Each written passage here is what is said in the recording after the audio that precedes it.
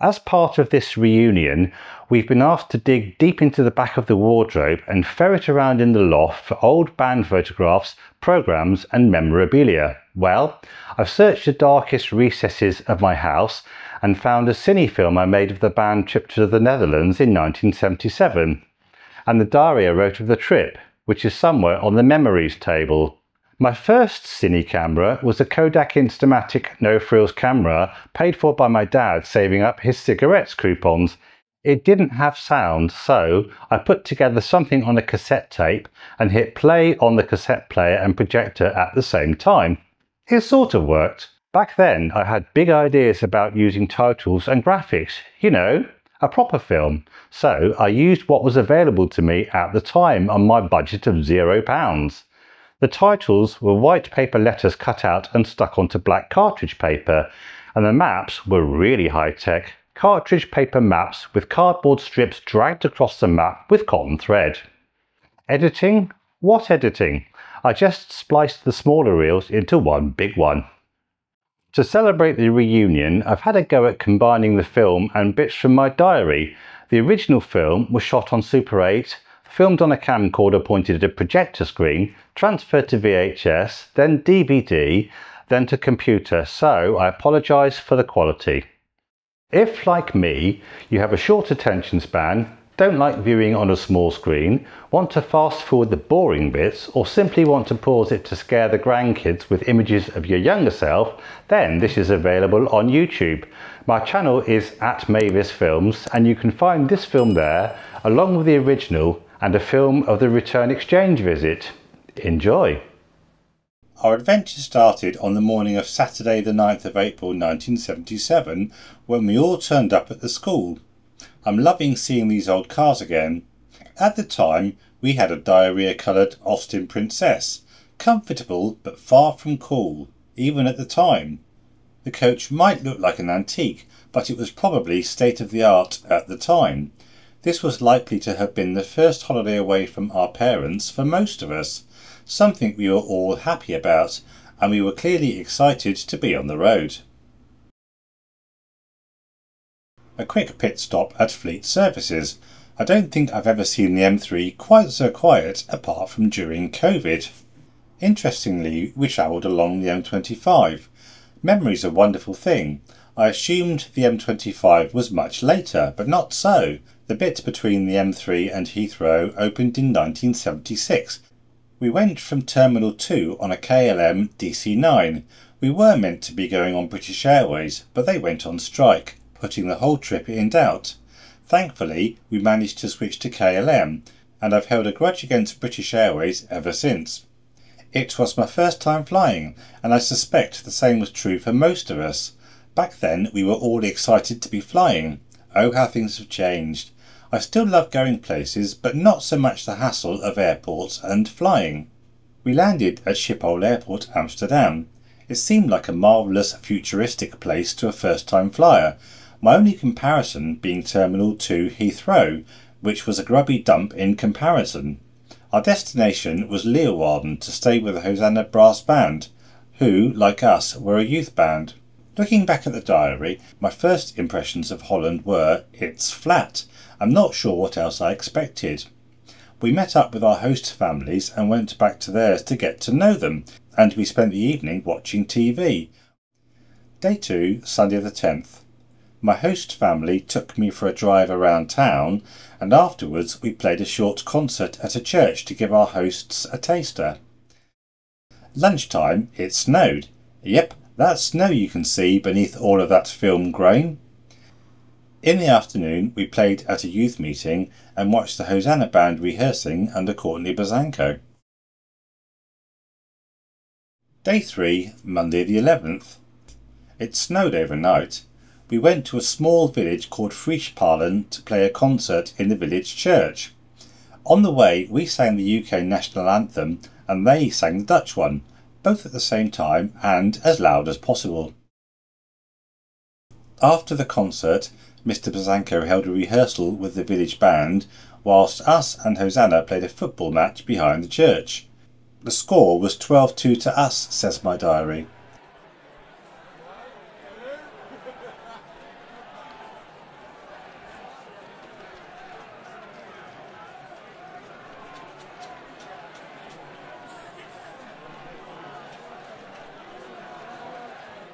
Afterwards, we went on a sightseeing tour and stopped at a fun fair.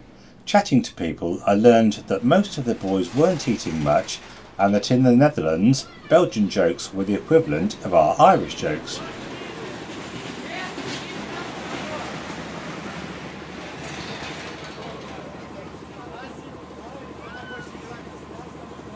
That evening we had a rehearsal for a radio broadcast recording. At 8:30 we had a party with our host band and I appear to have started my drinking career on this date. In my diary, I sniffily remarked that the young ones all had too much booze. Day 4, Tuesday the 12th. Lazy start. I was picked up by someone who wished to be known as Duchess. Met up with my mates and mooched around town for a bit.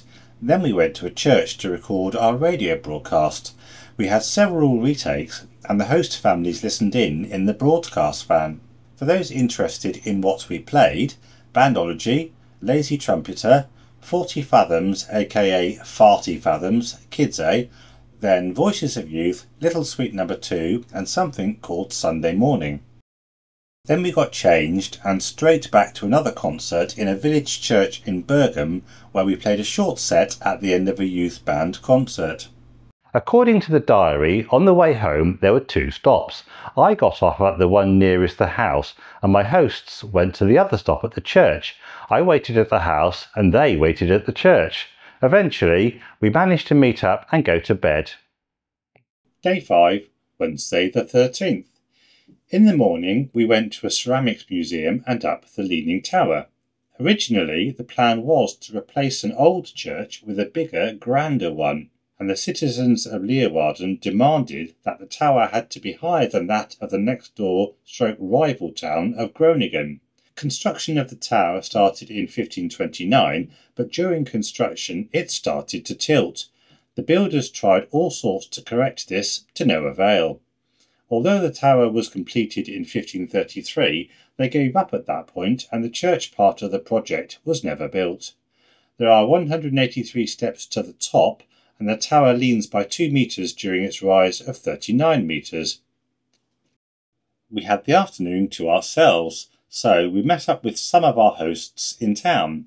I had clearly decided to experiment with what happens if you point a camera in people's faces. We spent a while wandering around the town, then moved on to the gardens near to the tower. Springtime is a great time to visit the Netherlands. Flower growing is a big part of the economy, so at that time of the year it's very colourful. According to the diary, a group of us went to see a film with Duchess. No idea who she was, possibly the assigned childminder. We changed our minds at the last minute and went to the pub instead. I started collecting beer labels. I don't know if the legal age for drinking in the Netherlands was lower than the UK at the time, or they were just very lax in who they served. But the one thing I did notice was that our peers didn't drink. They had a much more mature attitude to alcohol. As a bunch of 16-year-olds able to buy booze, well, our attitude was somewhat different. After our impromptu drinking session, we went back to our hosts, had dinner, and then off to Bergen again for another concert, this time a joint concert with Hosanna and a choir. Day 6, Thursday the 14th. The north of the Netherlands is dairy country, and Leeuwarden had a factory producing condensed milk and bottles of flavoured milk. We had a tour.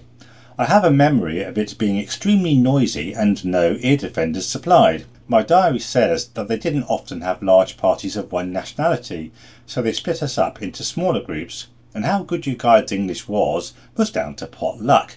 Not sure it really mattered over the din of the machinery anyway. We got some freebies. In the afternoon we had a tour of South Friesland, stopping by a windmill. Nearly 50 years later, the area still has many well-preserved windmills. We also went for a walk in the woods. My diary simply says it was near a village on the Zuider Zee. Later on, we went to a place called Der Klink for a concert. My diary wasn't favourable. It says, not very good. Top players tired because of too many late nights. Bad audience, no idea what that means. Too hot. Came home, got stomachache and went to bed at 11:30. Day 7, Friday the 15th. In the morning we went to the town hall for a mayor's reception and played on the forecourt. It was Liberation Day apparently.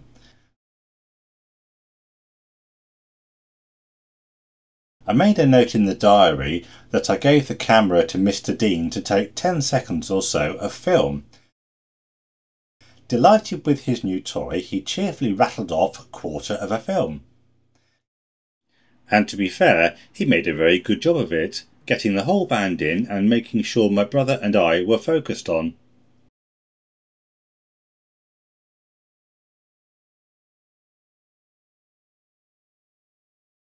In the afternoon we went round the market. My diary says I got there on the back of Duchess's bike. I'd love to know who she was. Apparently I developed a stinking cold, so went home to pack. Our last concert in Leeuwarden was at a youth brass band festival held in Phoenix Hall. Despite the cold epidemic that swept the band, we played a good concert, several standing ovations and clapping for an encore. In tracing the places we played on Google Street View, I discovered that the Phoenix Hall was no longer there. It's been recently replaced by a couple of big apartment blocks. Day 8, Saturday the 16th. Our week staying with the Hosanna Band and our hosts' families is over. Time to say goodbye and hit the road. We had a wonderful time with the band and hosts' families. We experienced a different culture, met new friends, and for many of us, this is where we got the travel bug. We left Leeuwarden and headed towards Amsterdam. Obviously, we didn't go over the Zuider Zee, we went over the Great Dyke. So, why build the dyke? The Dutch have always been a seafaring nation, and for centuries the route from Amsterdam to the North Sea was via the Zuider Zee. In the late 19th century, a canal between Amsterdam and the North Sea was constructed, and the Zuider Zee fell out of use as a major shipping route. As the population expanded, more land was needed, so this 20-mile-long dyke was built between 1927 and 1932 to shut off the Zuider Zee and do some major land reclamation. Halfway along the dyke there is a rest area where you can stop for food, gas and toilets. We parked the coach there for a while to visit the facilities, climb the tower and buy souvenirs. Then it was back on the road heading towards a village called Volendam. Here the residents wander around in traditional costumes, but only in peak season, says my diary. From there it was a quick ferry ride to Marken, and I think we went to the steam-powered clog factory because some people bought clogs as souvenirs. Then it was back on the coast to Amsterdam, which my diary says was filthy, polluted, claustrophobic and mostly condemned. Somebody was in a bad mood because he hadn't had enough sleep. In Amsterdam, we did the obligatory canal trip, then out into the wider parts of the river to look at the naval base and ferry terminal. Unfortunately, we didn't get to visit the Anne Frank house on this trip, and despite going back to Amsterdam, I still haven't. After Amsterdam, we went to a castle-turned-youth hostel for our last night. We played our very last concert in an old folks' home and had a good midnight feast in the dorms. Last day, we did a bit of a tour around the area and went and saw some tulips. Then we went to the world-famous Keukenhof Gardens, saw more tulips. On the way to the airport, we went through The Hague, which my diary says was very clean. We took a British Airways Trident home. Remember some people got clogs as souvenirs? Well, when it came to walking through the metal tunnels at Heathrow, they made a lot of noise. Being kids, I seem to remember that some people had several goes at running back and forth. I bet the staff were glad to see the back of us. Then one final coach trip back to school, and for many of us, time to catch up on our sleep. In addition to writing the diary, I saved all of the programmes of the concerts we played, and they're on the memories table with the diary. I hope you enjoyed this film, and it's on my YouTube channel along with the uncut original plus the return visit to Bournemouth later that year. I'm making a film of the reunion, and I'll post a note on the Facebook group to let you know when it's available. Thanks for watching, and let's look forward to future reunions.